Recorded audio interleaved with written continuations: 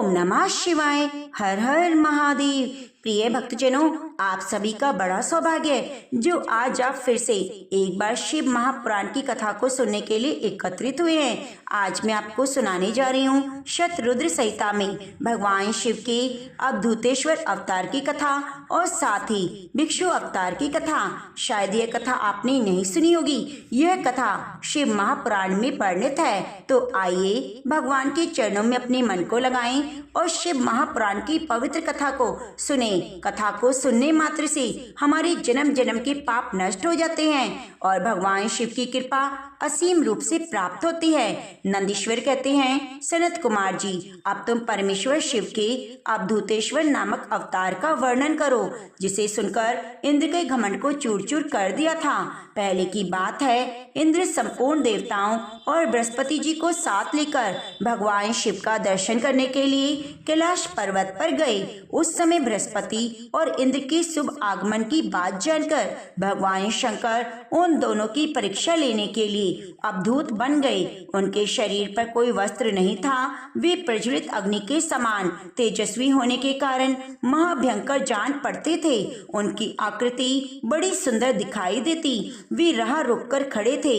बृहस्पति और इंद्र ने शिव के समीप जाते समय देखा, एक अद्भुत शरीरधारी पुरुष रास्ते के बीच में खड़ा है। इंद्र को अपने अधिकार पर बड़ा गर्व था, इसलिए वे यह ना जान सके कि साक्षात भगवान शंकर हैं। उन्होंने मार्ग में खड़े हुए पुरुष से पूछा, तुम कौन हो? इस नग्न अवधूत वेश में कहां से आए हो? तुम्हारा नाम क्या है? सब बातें ठीक ठीक बताओ, देर न करो। भगवान शिव अपने स्थान पर हैं या इस समय कहीं अन्यत्र गए हैं। मैं देवताओं और गुरुजी के साथ उन्हीं के दर्शन के लिए जा रहा हूँ। इंद्र के बारंबार पूछने पर भी महान कौतुक करने वाले अहंकारहारी महायोगी त्रिलोकीनाथ शिव कुछ ना बोले, चुप ही रहे। तब अपनी ऐश्वर्य का घमंड रखने वाले देवराज इंद्र ने रोष में आकर उस जटाधारी पुरुष को फटकारा और इस प्रकार कहा। इंद्र बोले, अरे मूढ़ दुर्मते, तू बार बार पूछने पर भी उत्तर नहीं देता, अतः तुझे वज्र से मारता हूँ, देखो कौन तेरी रक्षा करता है। ऐसा कहकर उस दिगंबर पुरुष की ओर क्रोध पूर्वक देखते हुए इंद्र ने उसे मार डालने के लिए वज्र उठाया। यह देख भगवान शंकर ने शीघ्र ही उस वज्र का स्तंभन कर दिया। उनकी बाह अकड़ गई, इसलिए वे वज्र का प्रहार ना कर सके। तदंतर वह पुरुष तत्काल ही क्रोध के कारण तेज से प्रज्वलित हो उठा, मानो इंद्र को जलाए देता हो। भुजाओं के स्तंभित हो जाने के कारण सची बल्लभ इंद्र क्रोध से उस सर्प की भांति जलने लगे, जिसका पराक्रम मंत्र के बल से अवरुद्ध हो गया हो। बृहस्पति ने उस पुरुष को अपने तेज से प्रज्वलित होते देखा। तत्काल ही समझ गए कि साक्षात भगवान हर हैं। फिर तो वे हाथ जोड़कर प्रणाम करके उनकी स्तुति करने लगे। स्तुति के बाद उन्होंने इंद्र को उनके चरणों में गिरा दिया और कहा, दीनानाथ महादेव, यह इंद्र आपके चरणों में पड़ा है, आप इसका और मेरा उद्धार करें। हम दोनों पर क्रोध नहीं, प्रेम करें। महादेव, शरणागत इंद्र की रक्षा कीजिए। आपके ललाट से प्रकट हुई यह आग इसे जलाने के लिए आ रही है। बृहस्पति की यह बात सुनकर अवधूत वेशधारी करुणा सिंधु शिव ने हंसते हुए कहा, अपने नेत्र से रोष भर बाहर निकली हुई अग्नि को मैं पुनः कैसे धारण कर सकता हूँ? क्या सर्प अपनी छोड़ी हुई कैंचली को फिर ग्रहण करता है? बृहस्पति बोले, देव भगवान, भक्त सदा ही कृपा के पात्र होते हैं। आप अपने भक्त वत्सल नाम को चरितार्थ कीजिए और इस भयंकर तेज को कहीं अन्यत्र डाल दीजिए। रुद्र ने कहा, देव गुरु, मैं तुम पर प्रसन्न हूँ, इसलिए उत्तम वर देता हूँ। इंद्र को जीवन दान देने के कारण आज से तुम्हारा एक नाम जीव भी होगा। मेरे ललाटवर्ती नेत्र से जो ये आग प्रकट हुई है, इसे देवता नहीं सह सकते, अतः इसको मैं बहुत दूर छोड़ूंगा, जिससे ये इंद्र को भी पीड़ा ना दे सके। ऐसा कहकर अपने तेज स्वरूप उस अद्भुत अग्नि को हाथ में लेकर भगवान शिव ने क्षीर समुद्र में फेंक दिया। वह फेंके जाते ही भगवान शिव का वह तेज तत्काल एक बालक के रूप में परिणित हो गया, जो सिंधु पुत्र जलंधर के नाम से विख्यात हुआ। फिर देवताओं की प्रार्थना से भगवान शिव ने ही असुरों के स्वामी जलंधर का वध किया। अद्भुत रूप से ऐसी सुंदर लीला करके लोक कल्याणकारी शंकर वहां से अंतर्ध्यान हो गए। फिर सब देवता अत्यंत निर्भय और सुखी हुए। इंद्र और बृहस्पति भी उस भय से मुक्त हो उत्तम सुख के भागी हुए। जिसके लिए उनका आना हुआ था वह भगवान शिव का दर्शन पाकर कृतार्थ हुए। इंद्र और बृहस्पति प्रसन्नता पूर्वक अपने स्थान को चले गए। सनत कुमार जी, इस प्रकार मैंने तुमसे परमेश्वर शिव के अवधूतेश्वर नामक अवतार का वर्णन किया, जो दुष्टों को दंड और भक्तों को परम आनंद प्रदान करने वाला है। यह दिव्य आख्यान पाप का निवारण करके यश, स्वर्ग, भोग, मोक्ष, संपूर्ण मनोवांछित फल की प्राप्ति कराने वाला है। जो प्रतिदिन एकाग्रचित होकर इसे सुनता है, पढ़ता है, वे इस लोक में संपूर्ण सुखों को भोग कर अंत में शिवगति को प्राप्त होता है। अब आइए आपको सुनाते हैं भगवान शिव की भिक्षुर अवतार की कथा। राजकुमार और द्विज कुमार पर कृपा। नंदीश्वर कहते हैं, मुनि श्रेष्ठ, अब तुम भगवान शंभु के नारी संदेह भंजक भिक्षु अवतार का वर्णन सुनो, जिसे उन्होंने अपने भक्त पर दया करके ग्रहण किया। विदर्भ देश में सत्यरथ नाम से प्रसिद्ध एक राजा थे, जो धर्म में तत्पर, सत्यशील और बड़े बड़े शिव भक्तों से प्रेम करने वाले थे। धर्म पूर्वक पृथ्वी का पालन करते हुए उनका बहुत सा समय सुख पूर्वक बीत गया। तदंतर किसी समय शाल्व देश के राजाओं ने उस राजा की राजधानी पर आक्रमण करके उसे चारों ओर से घेर लिया। बल से उत्पन्न शाल्व देशीय क्षत्रियों के साथ, जिनके पास बहुत बड़ी सेना थी, राजा सत्यरथ का बड़ा भयंकर युद्ध हुआ। शत्रुओं के साथ दारुण युद्ध करके उनकी बड़ी भारी सेना नष्ट हो गई। फिर देव योग से राजा भी शाल्वों के हाथ मारे गए। उस नरेश के मारे जाने पर मरने से बचे हुए सैनिक मंत्रियों सहित भय से विहल होकर भाग खड़े हुए। मुने, उस समय विदर्भराज सत्यरथ की महारानी शत्रुओं से घिरी होने पर भी कोई प्रयत्न करके रात के समय अपने नगर से बाहर निकल गई। वह गर्भवती थी, अतः शोक से संतप्त हो भगवान शंकर के चरणाविंदों का चिंतन करते हुए धीरे धीरे पूर्व दिशा की ओर बहुत दूर चली गई। सवेरा होने पर रानी ने भगवान शंकर की दया से एक निर्मल सरोवर देखा। उस समय तक वह रास्ता बहुत दूर तय कर चुकी थी। सरोवर के तट पर आकर सुकुमारी रानी एक छायादार वृक्ष के नीचे बैठ गई। भाग्यवश उसी निर्जन स्थान में वृक्ष के नीचे ही रानी ने उत्तम गुणों से युक्त शुभ मुहूर्त में एक दिव्य बालक को जन्म दिया, जो सभी शुभ लक्षणों से संपन्न था। देववश उस बालक की जननी महारानी को बड़े जोर की प्यास लगी। तब वे पानी पीने के लिए उस सरोवर में उतरी। इतने में एक बड़े भारी गिरह ने आकर रानी को अपना ग्रास बना लिया। वह बालक पैदा होते ही माता पिता से हीन हो गया और भूख प्यास से पीड़ित हो उस तालाब के किनारे जोर जोर से रोने लगा। इतने में उस पर कृपा करके भगवान महेश्वर वहां आ गए। उस शिशु की रक्षा करने लगे। उन्हीं की प्रेरणा से एक ब्राह्मणी अकस्मात वहां आ गई। वे विधवा थी, घर घर भीख मांग कर जीवन निर्वाह करती। अपने 1 वर्ष के बालक को गोद में लिए हुए उस तालाब के तट पर पहुंची। उसने एक अनाथ शिशु को वहां क्रंदन करते देखा। निर्जन वन में उस बालक को देखकर ब्राह्मणी को बड़ा विस्मय हुआ। मन ही मन विचार करने लगी, अहो, यह मुझे इस समय बड़े आश्चर्य की बात दिखाई देती है। ये नवजात शिशु, जिसकी नाल अभी तक नहीं कटी है, पृथ्वी पर पड़ा है। इसकी माँ भी नहीं है, पिता आदि भी कोई दिखाई नहीं देता। क्या कारण है? न जाने किसका पुत्र है। इसे जानने वाला यहाँ कोई नहीं जिससे मैं इसके जन्म में पूछूं। इसे देखकर मेरे हृदय में करुणा उत्पन्न हो गई है। मैं इस बालक का अपने औरस पुत्र की भांति पालन पोषण करना चाहती हूँ, परंतु इसके कुल और जन्म आदि का ज्ञान न होने के कारण इसे छूने का साहस नहीं। ब्राह्मणी इस प्रकार विचार कर रही थी। उस समय भक्त वत्सल भगवान शंकर ने बड़ी कृपा की। बड़ी बड़ी लीलाएं करने वाले महेश्वर एक सन्यासी का रूप धारण करके सहसा वहां आ पहुंचे, जहां वह ब्राह्मणी संदेह में पड़ी थी, यथार्थ बात को जानना चाहती थी। भिक्षुक का रूप धारण करके आए हुए करुणा निधान शिव ने हंसकर कहा, ब्राह्मणी, अपने चित्त में संदेह और खेद को स्थान ना दो। यह बालक परम पवित्र है। तुम इसे अपना पुत्र समझो, प्रेम पूर्वक पालन करो। ब्राह्मणी बोली, प्रभु आप मेरे भाग्य से यहाँ पधारे हैं, इसमें संदेह नहीं। मैं आपकी आज्ञा से इस बालक का अपने पुत्र की भांति पालन पोषण करूंगी। तथापि मैं विशेष रूप से जानना चाहती हूँ, वास्तव में ये कौन है, किसका पुत्र है? आप कौन हैं जो इस समय पधारे हैं? भिक्षुवर, मेरे मन में बार बार यह बात आती है कि आप करुणा सिंधु शिव हैं और यह बालक पूर्व जन्म में आपका भक्त रहा है, किसी कर्म दोष से यहाँ पे आ पड़ा है। इसे भोग कर यह पुनः आपकी कृपा से परम कल्याण का भागी होगा। मैं भी आपकी माया से मोहित हो मार्ग भूलकर यहाँ आ गई हूँ। आपने इसके पालन के लिए मुझे भेजा है। भिक्षुवर, शिव ने कहा, ब्राह्मणी सुनो, यह बालक शिव भक्त विदर्भराज सत्यरथ का पुत्र है। सत्यरथ को शाल्वी देश के क्षत्रियों ने युद्ध में मार डाला। उसकी पत्नी अत्यंत व्यग्र हो रात में शीघ्रता पूर्वक अपनी महल से बाहर भाग आई। उन्होंने यहाँ आकर इस बालक को जन्म दिया। सवेरा होने पर वे प्यास से पीड़ित हो सरोवर में उतरी। उसी समय देववश से एक ग्रह ने आकर उसे अपना आहार बना लिया। ब्राह्मणी ने पूछा, भिक्षुक देव, क्या कारण है? इसके पिता राजा सत्यरथ श्रेष्ठ भोगों के उपभोग के समय बीच में ही शाल्व देशीय शत्रुओं द्वारा मार डाले गए। किस कारण से इस शिशु की माता को ग्रह ने खा लिया? यह शिशु जो जन्म से ही अनाथ और बंधुहीन हो गया, क्या कारण है? मेरा अपना पुत्र भी अत्यंत दरिद्र और भिक्षुक क्यों हुआ? मेरे इन दोनों पुत्रों का भविष्य में सुख कैसे प्राप्त होगा?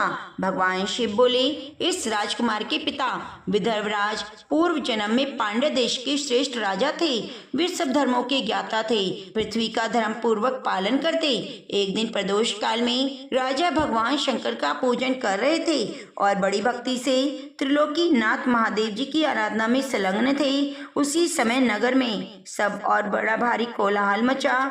उस सब और कोलाहल को सुनकर राजा ने बीच में ही भगवान शंकर की पूजा छोड़ दी और नगर में शोक फैलने की आशंका से राजभवन से बाहर निकल आए। उस समय राजा का महाबली मंत्री शत्रु को पकड़कर उनके समीप ले आया। वह शत्रु पांड्य राज का सामंत था। उसे देखकर राजा ने क्रोध पूर्वक उसका मस्तक कटवा दिया। शिव पूजा छोड़कर नियम को समाप्त किए बिना ही राजा ने रात में भोजन भी कर लिया। इस प्रकार राजकुमार भी प्रदोष काल में शिवजी की पूजा किए बिना ही भोजन करके सो गया। वही राजा दूसरे जन्म में विदर्भ राज हुआ। शिवजी की पूजा में विघ्न होने के कारण शत्रुओं ने उसको सुख भोग के बीच में मार डाला। पूर्व जन्म में जो उसका पुत्र था वही इस जन्म में हुआ। शिवजी की पूजा का उल्लंघन करके यह दरिद्रता को प्राप्त हुआ। माता ने पूर्व जन्म में छल से अपनी सौत को मार डाला।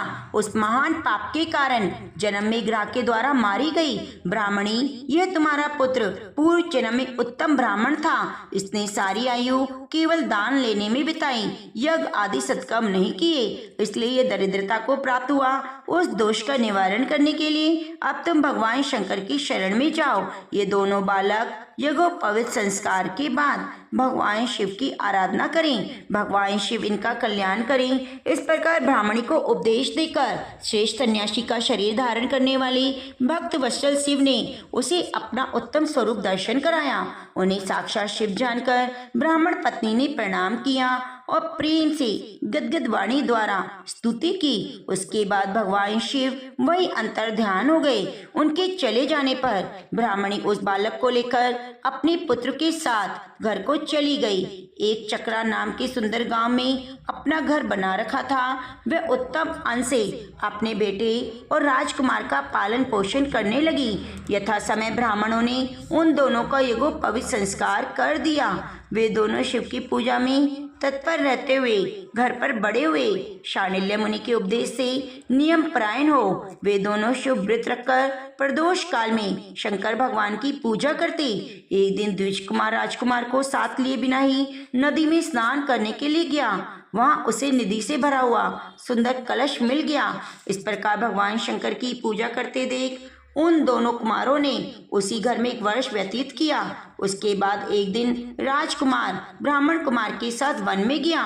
वहाँ अकस्मात एक गंधर्व कन्या आ गई। उसके पिता ने वह कन्या राजकुमार को दे दी। गंधर्व कन्या से विवाह करने के बाद राजकुमार निष्कंटक राज्य भोगने लगा। ब्राह्मण पत्नी ने पहले अपने पुत्र की भांति उनका पालन पोषण किया, वही उस समय राजमाता हुई और वह ब्राह्मण कुमार उसका भाई हुआ। राजा का नाम धर्मगुप्त था।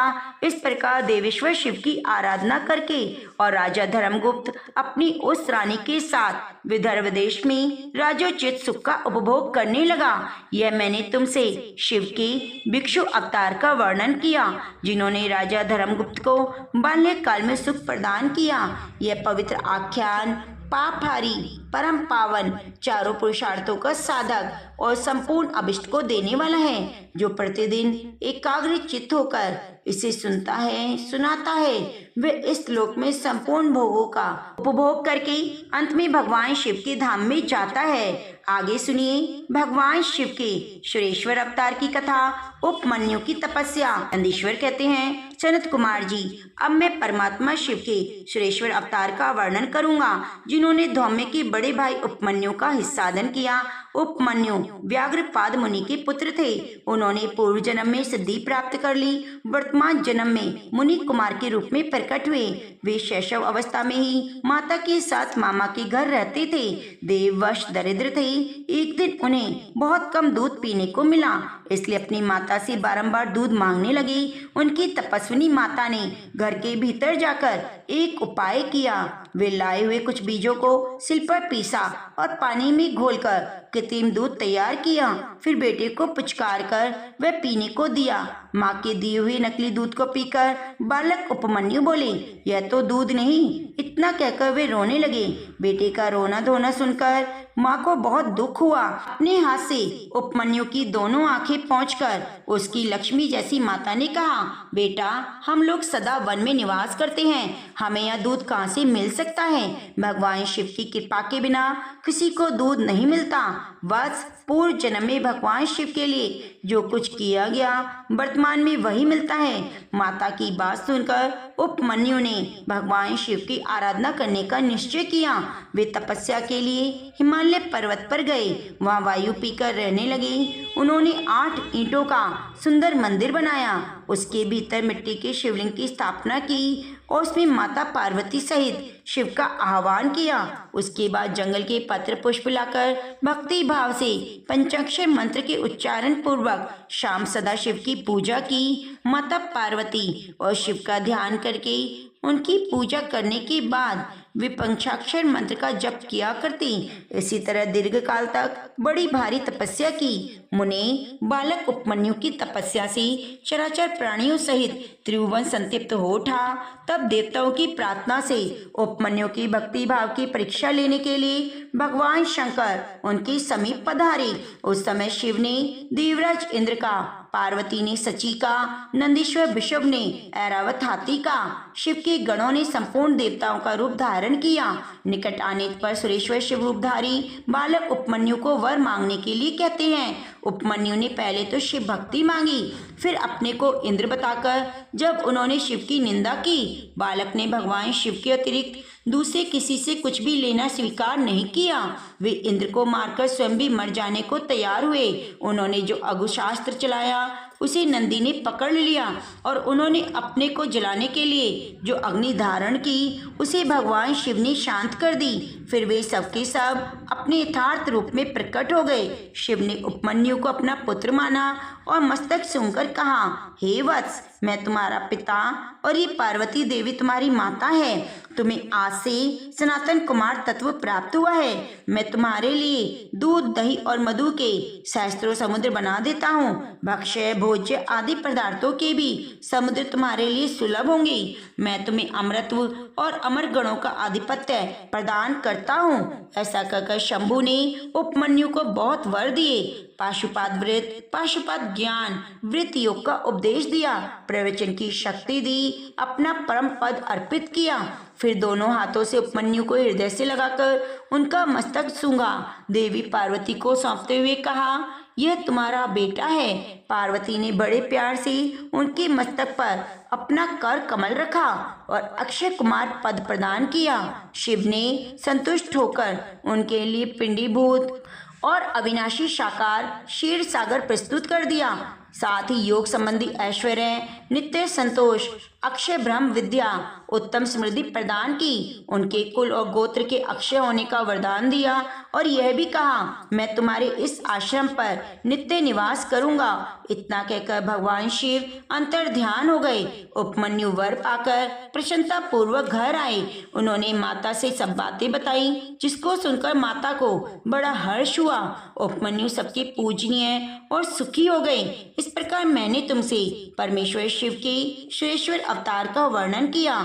यह अवतार सत्पुरुषों को सदा ही सुख देने वाला है। श्रेष्ठ अवतार की यह कथा पापों को दूर करने वाली और संपूर्ण मनवांछित फल देने वाली है। जो भक्ति पूर्वक सुनता है, सुनाता है, सुखों को भोग कर अंत में शिव धाम को प्राप्त होता है। प्रिय भक्तजनों, कल सुनेंगे आप शिव जी के किरात अवतार के प्रसंग में श्री कृष्ण द्वारा द्वैत वन में दुर्वासा के शाप से पांडवों की रक्षा और अन्य प्रसंग। तो इसके लिए आप चैनल को सब्सक्राइब कर लीजिए और बगल में बनी घंटी को दबा दीजिए। प्रिय भक्तजनों, भगवान शिव की कृपा को प्राप्त करने के लिए वीडियो को लाइक करके कमेंट बॉक्स में हर हर महादेव जरूर लिखिए और हमें बताइए कि आगे आप भगवान शिव की कथा को सुनना चाहते हैं या नहीं। यदि आप कमेंट करेंगे तो इससे हमें प्रोत्साहन मिलेगा। तो कृपया आप कमेंट जरूर कीजिए और कथा में कोई भी त्रुटि हुई हो तो उसके लिए क्षमा प्रार्थी हैं। हर हर महादेव।